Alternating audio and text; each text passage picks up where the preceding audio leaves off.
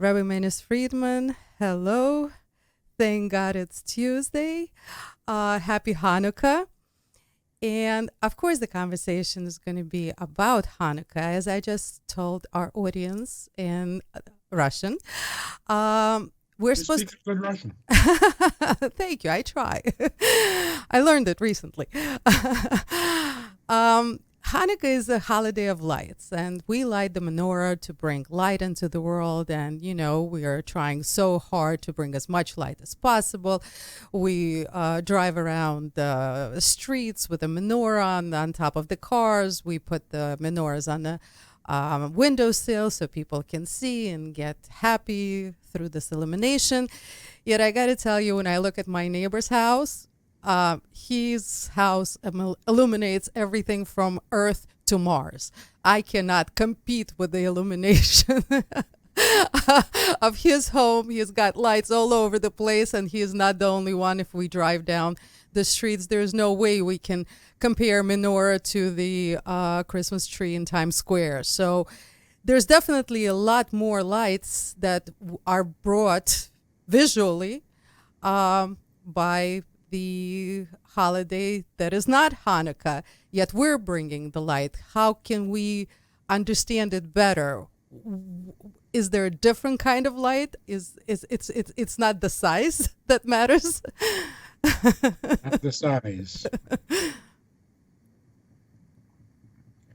Yeah, definitely not. Sometimes, when you see an extravagant display of something, it makes you wonder whether it's real. Like they're trying too hard. A person trying too hard to convince you about something sounds like he's not convinced himself. So if you protest too much, makes you suspicious, makes everybody suspicious that maybe you are guilty after all. So yeah, overdoing is a sign of weakness, not of greatness. Not of So happiness that people are trying to share? a whole lot of light almost feels desperate. Like it'll never be enough. It'll never be enough. The darkness will always be greater than the light. When you light your little Hanukkah menorah, there's no need to. And we once talked about this, I think. What is the difference between the sun and the moon? The Torah says that God created the sun to work during the day, and He created the moon to work during the night, which is a fascinating subject in itself. Day and night already exist before there's a moon and a sun. So the sun shines during the day. The sun doesn't make it day. And the moon shines during the night. The moon obviously doesn't make it night. But they're both luminaries. So the sun illuminates during the day, and the moon illuminates the night. Well, if that's the case, then the moon isn't doing a very good job. First of all, it keeps disappearing. Like, who can do that on their job? You disappear for a few days every month, you get fired immediately. And secondly, even when it is full, it's still dark. It's night. Not as dark as it would be without the moon, but to say that the moon illuminates the night? Schwach. How do you say that in Russian? About the same. Very little, very little. The idea of it is this. The sun shines during the day. It's not there to make the day. It's there to illuminate the day, which means to help you appreciate daytime. The moon shines during the night, not to chase away the night, to help you appreciate the beauty of the darkness. And in that, the moon does a very good job. It's so romantic. Darkness means things that are not said, that are not visible, that are not obvious. And that's why most romance happens at night. It's a time for expressing feelings that words and vision can't. It goes beyond what you can see and beyond what you can say. So the moon, or the sun, is considered masculine. And the moon is considered feminine. Because women are much better at the unspoken, at the subtle. If you have to say it, not so good. If it needs words, then it's already compromised. If it's what you see with your eyes, then you're not seeing deep enough. Those things that the eye does not see and the words can't express, the moon illuminates and shows us the beauty of what is hidden. Instead of thinking that hidden is a failure or a curse, that night is scary, the moon shows you, no, dark is beautiful. Silent says so much. It's like the sounds of silence. That's the moon. The beauty of the night. The music of the night. Because light, although it's very useful, it can be glaring, it can be garish, talking about too many lights. It becomes a little offensive after a while because it's so unromantic. It's so blatant, it's so glaring. It's in your face, which sometimes is perfect. That's exactly what I need. When I'm driving, darkness and romance is not what I need. I need to see the road, and I need to see what's happening in front of me. But there are times when seeing is not helpful. It cheapens. It actually destroys. Because you see something and it's exciting, and you see it again, it's not as exciting. And the third, fourth, fifth time, it's becoming kind of dull and boring. And 10, 11 time, it's becoming distasteful. Enough already. So, the little candle that shines during the night has a special meaning and a special feeling, and it's not meant to chase away the night. You don't have to have so many bulbs that you don't even realize that it is nighttime. That is not the purpose of the candle. The purpose of the candle in Golus, in exile, is to show the beauty of exile, not to end it.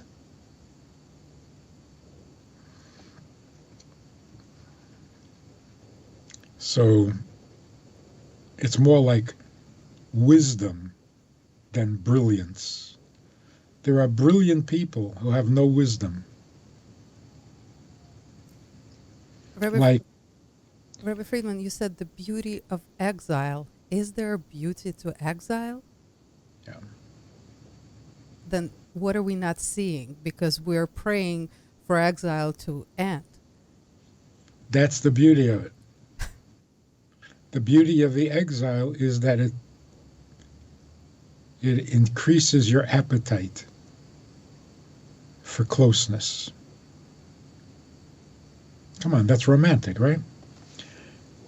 The appetite for closeness. Golus makes us want closeness to God.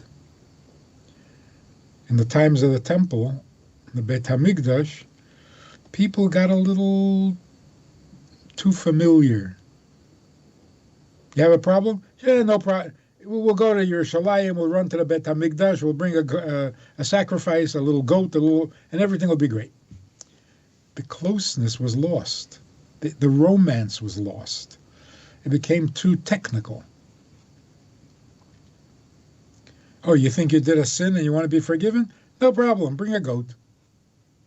Bring a goat? That's closeness? If you feel the closeness and you express it in a meal, a goat, a lamb chop, or whatever, then it means something. But if there's no closeness, what is a goat?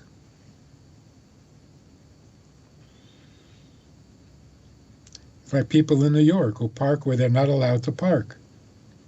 And you ask them, why are you doing that? It's illegal. They say, so I'll pay the fine.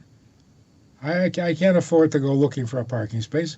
It's more convenient and more financially responsible to pay the fine. So you're paying the fine, you're following the rules, but you don't follow rules. The rules don't mean anything to you. So that is the beauty of exile. When we're far from God, we get homesick. Homesick is beautiful. So why is it getting worse now? Because obviously everybody's feeling it more and more, this pain of exile. Why is this happening to us now, especially? Well, in homesickness, there are two sides. There's the fact that you're not home, and that hurts. But then there's the longing to be home, which is beautiful, which feels warm, alive. We're now at that crossroad. We're feeling very much the distance, how far the world is from the truth. Not just us. The world is so far from truth. And that makes us yearn for the truth more. So, which is more intense? The feeling of what's missing, or the warmth of the thought of going home? Until recently, the feeling of what was missing was the stronger feeling. And so we were very responsible, blaming ourselves, complaining about how long it's been. Since October 7th, something changed. Yes, the darkness is still there, and the distance is still there. In fact, in some way, the world is further from the truth than ever. And yet, the homesickness, the thought of going home, has become stronger. Jews are dancing in the streets, everywhere. Every time Jews get together these days, they end up dancing. Not sitting on the ground with ash on their head.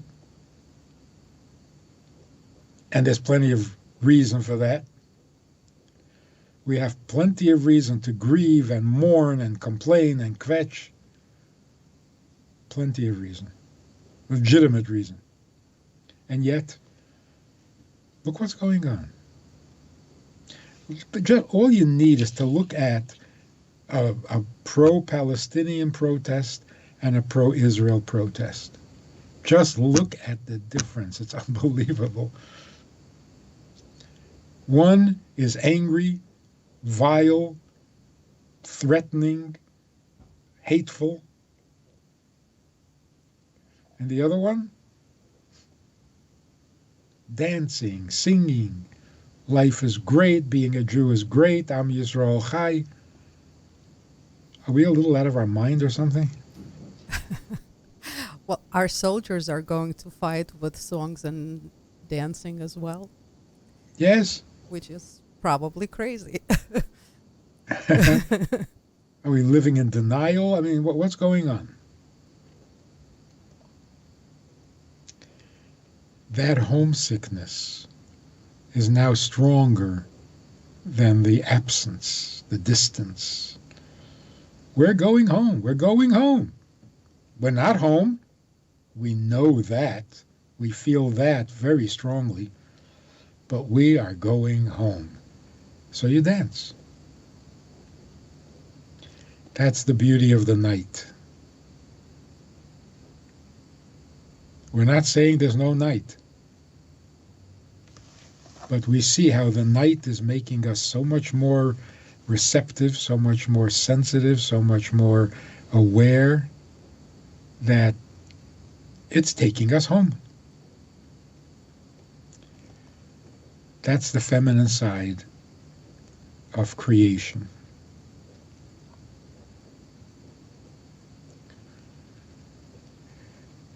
That's Mashiach. So I guess Mashiach is a feminine response. What is unique about the feminine response? In the masculine world, unless something is wrong and needs fixing, there's nothing to get excited about. When a man asks another man, how's everything? And he says, fine. That's it, the end of the conversation. Everything's fine? Everything? Okay, then there's nothing to talk about. The feminine reaction is, everything is fine? That is so good. That is so exciting. To a man, it's like, oh, so then what is there to do? Don't tell me everything's fine. That's boring. When Mashiach comes, everything will be fine. Men are not going to know what to do. That's it? Everything's fine? How about tomorrow? Will there be some problems tomorrow? No. How about next week? No. Oh my God, then what are we doing? There's nothing left to do.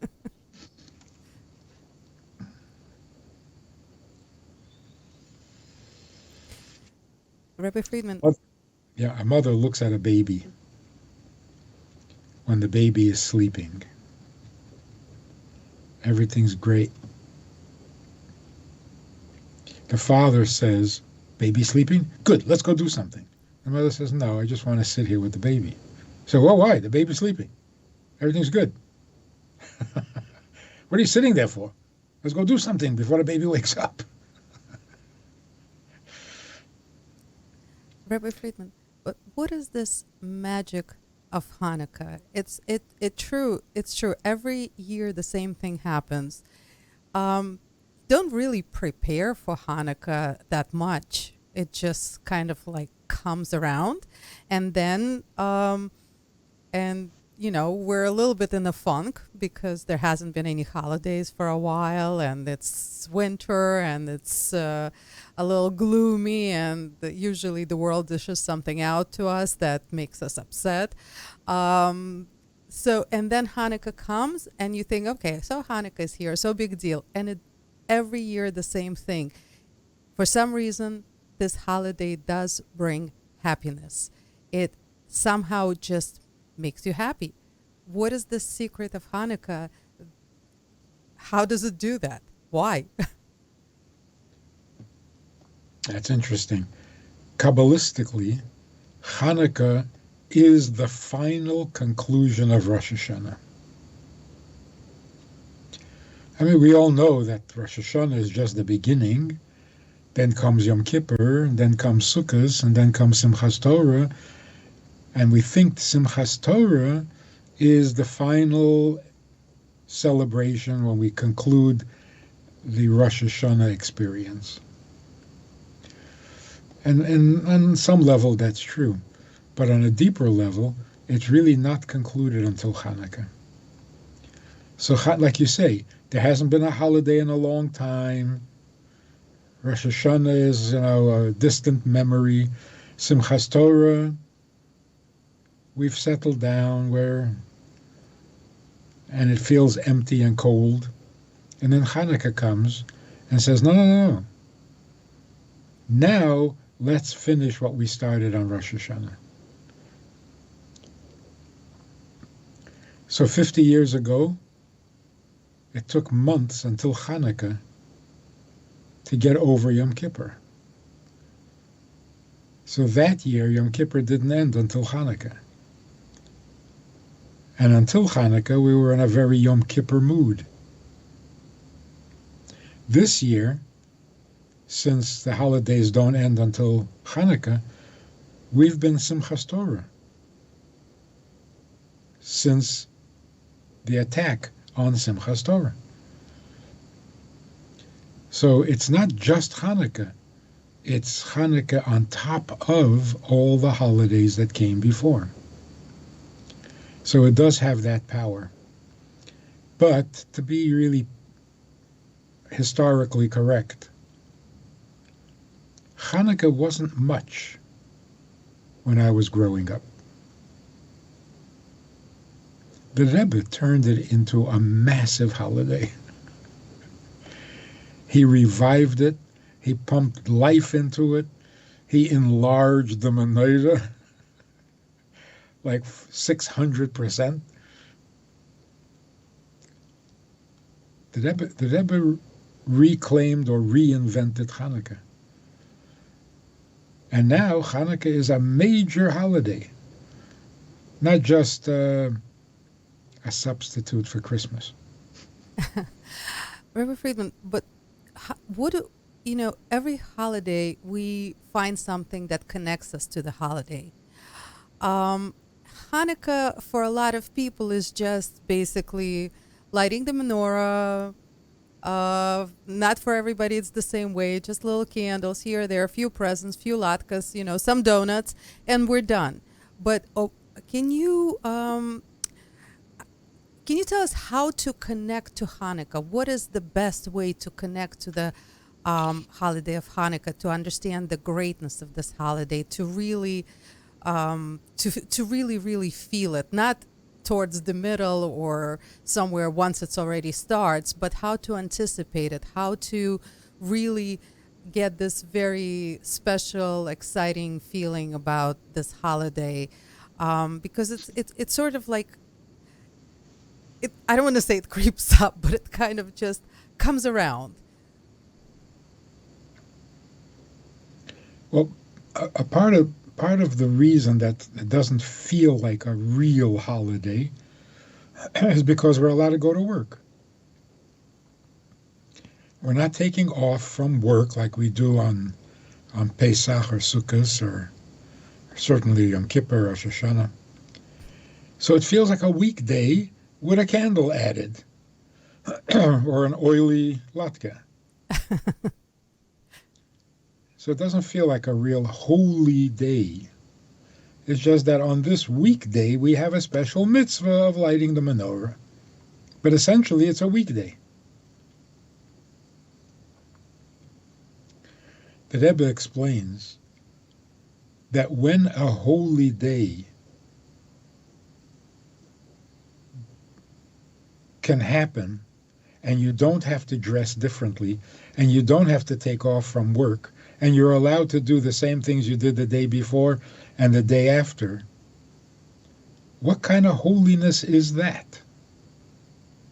So it might appear that it's a lesser holiness. Hanukkah is not as holy as Yom Kippur. That seems pretty obvious. But if Hanukkah is the conclusion of Yom Kippur, then it must be higher. Because conclusion means one step further, not backwards. So if you can experience holiness in your weekday clothes and in your weekday activity, that is a greater holiness than the one that prevents you or forbids you from doing natural things. Well, let's put it in different words. Every holiday is a miracle. During a holiday, we are aware of things that you don't see, that you can't do physically.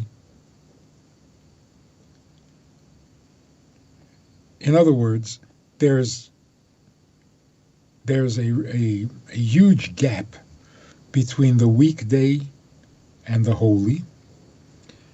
There's a huge gap between the natural and the miraculous.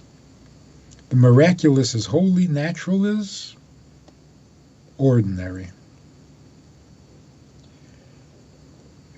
We need to celebrate the holy and the supernatural, because if not, we'll forget. And we'll start to think that the natural is the only reality. So having holidays is a reminder that nature is not the truth.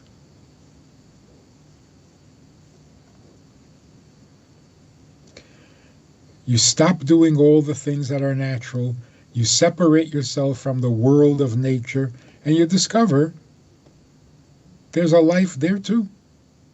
And it's nicer, more enjoyable, more beautiful. So you have this dichotomy, the world of holiness and the world of nature. Hanukkah means there is no dichotomy. Why do you have to dress differently in order to recognize the other reality? Nature itself, normal human activity, can itself be holy or miraculous. Miracle means the truth behind what appears to be true. Every miracle is really natural, but it's the real nature that we don't always see.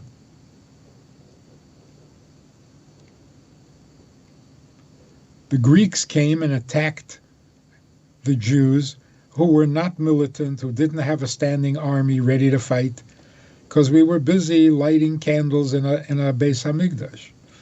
We were being spiritual.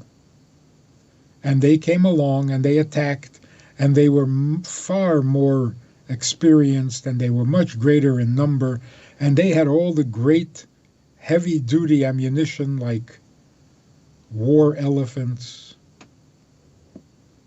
And who was fighting against them? Who was standing up to them? A handful of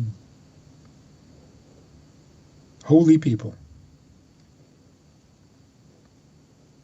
Most Jews were not against the Greeks. They had been Hellenized.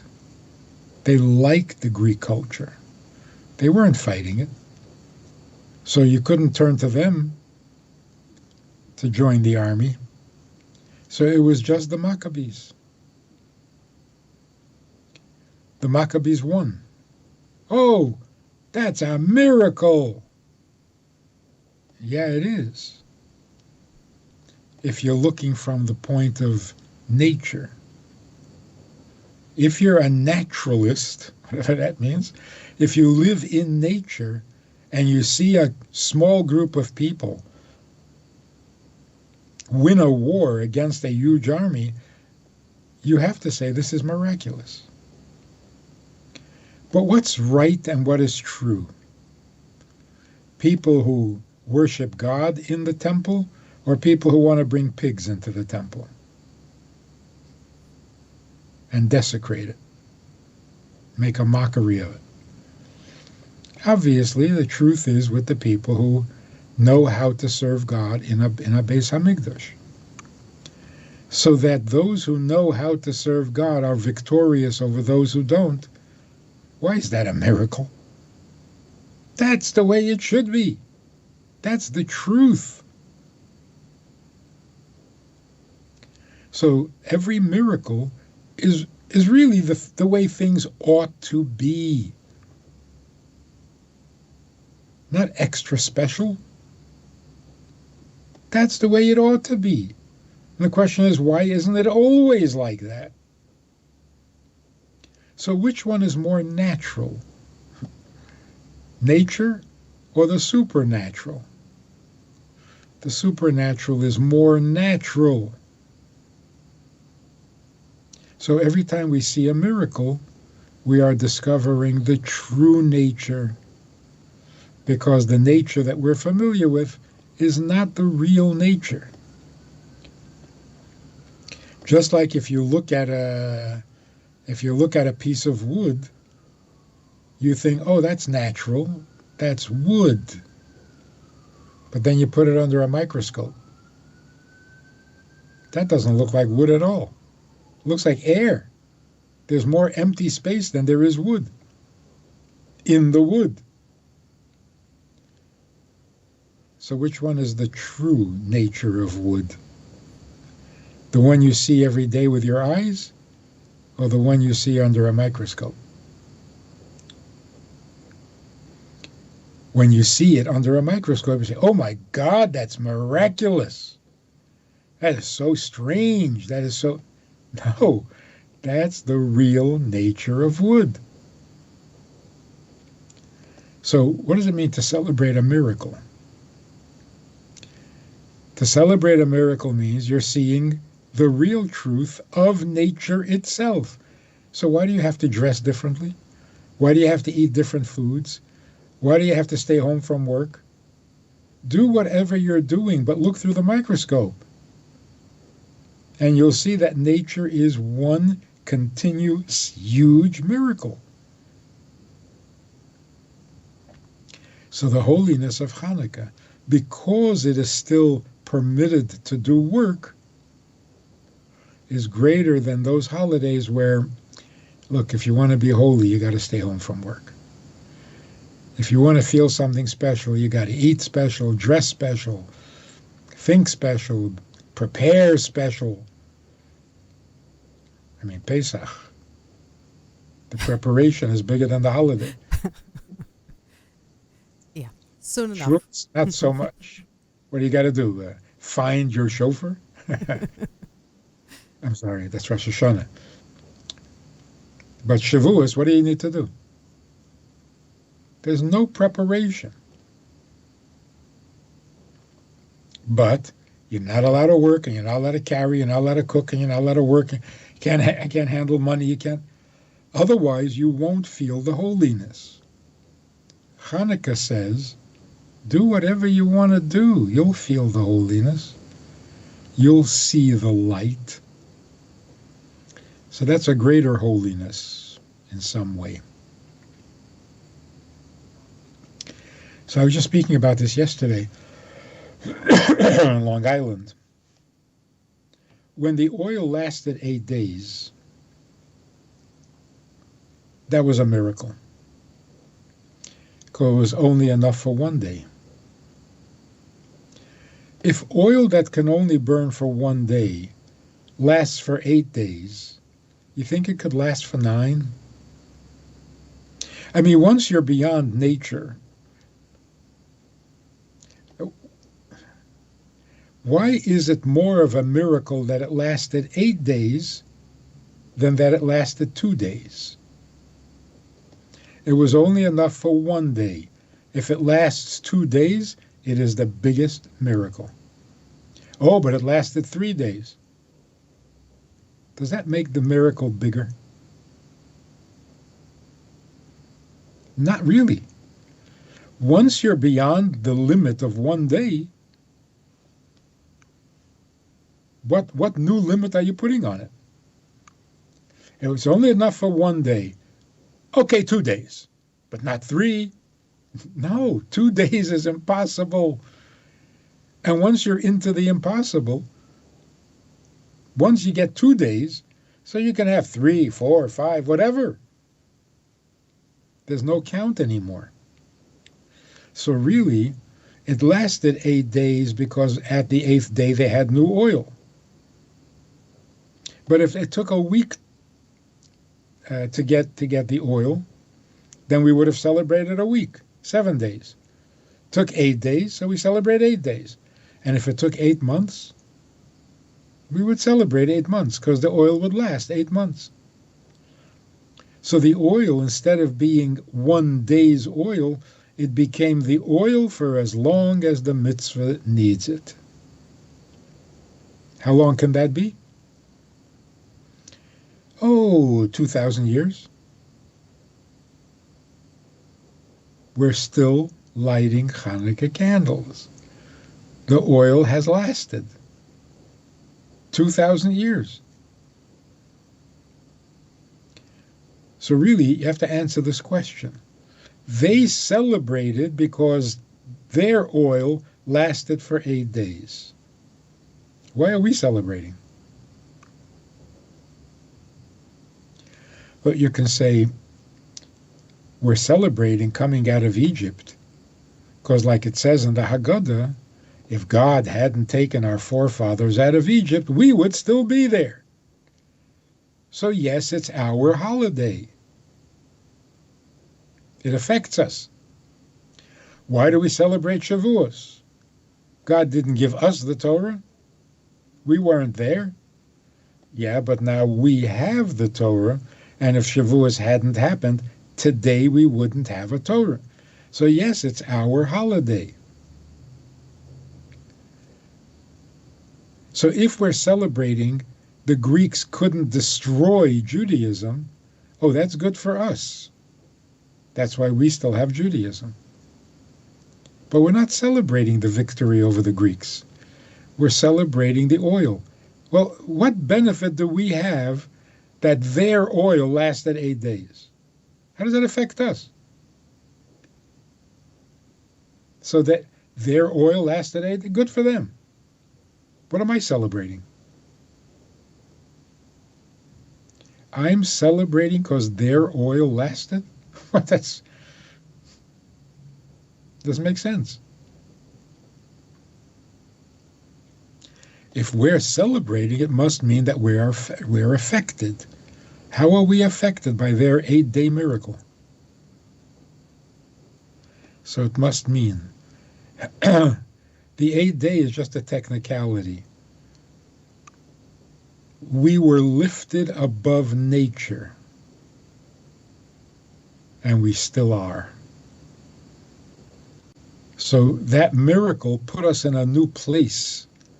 8 days, 10 days, 1,000 years, 2,000 years, that's not the issue. The issue is we broke out of the limits of nature. And since then, our survival has been one continuous miracle. Not only our physical survival, our spiritual survival. Years ago, we put a sukkah on Sukkot. We put a sukkah in downtown Minneapolis on the mall, the shopping mall, outdoor shopping mall. We put up this big sukkah, and to seat 40. And it was the centennial. It was 1976. And everyone was so conscious of their age. Right? Every business since 1902, since 1846, everybody was celebrating their age. So we put up a sign saying 3,300 and some years. The non-Jews who walked in, and they said, "You've been doing this for 3,300 years?" Mm-hmm. Wow. Wow.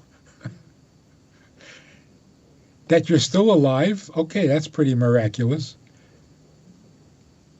But you're still doing what you used to do? And knowing our history, there's no way that can possibly be maintained. Thrown from country to country, almost destroyed once and again, and you haven't forgotten who you are and how you do things and what you do and you're still doing it, that's Hanukkah. Rabbi Friedman, I gotta also say something. If people are not watching our program, which they can, of course, through many different channels, and I certainly recommend everybody to check it out on Facebook and YouTube. I want to say that as we've been speaking, the light has taken over your face completely. Yes, yeah, the sun is creeping up. But I don't believe in any kind of coincidences like we never do. And we're speaking about Hanukkah for the past 45 minutes. And as we speak, the light just takes over and over and over. And I'm getting sunburned here on this side. so we're getting a miracle of Hanukkah right here during our program. And also, there's no coincidence that my favorite day, my favorite program, thank God it's Tuesday. It's called because it's on Tuesday. Also falls on the fifth candle of Hanukkah, which is the most, well, considered to be one of the most special candles that has a lot of meaning to it. And Rabbi Friedman, thank you so much. Thank you for the wisdom, for... not yet. Can't override the program either. Rabbi Friedman, thank you so much. You gave us so many absolutely interesting insights that I was not able to research or read anywhere, and I think they are just phenomenal and inspiring, and I think something that really elevates us and takes us to the next level. Thank you so much. You're doing it to us every single... Thank God it's Tuesday, and everything that you do on your YouTube channel and your lectures and on itsgoodtoknow.org is amazing. And all the work that Beis Hana does, which I am a part of every single day, is absolutely incredible. It's elevating, it's strengthening, it's inspirational, and it's really something that doesn't help just an individual person. It just helps whatever we get, we spread it around. And that's, I think, the whole idea of where we're at this stage of life. So thank you so much. Thank you for everything that you do for all of us. Thank you for making it possible. Thank you, Rabbi Friedman. And happy Hanukkah. To you too.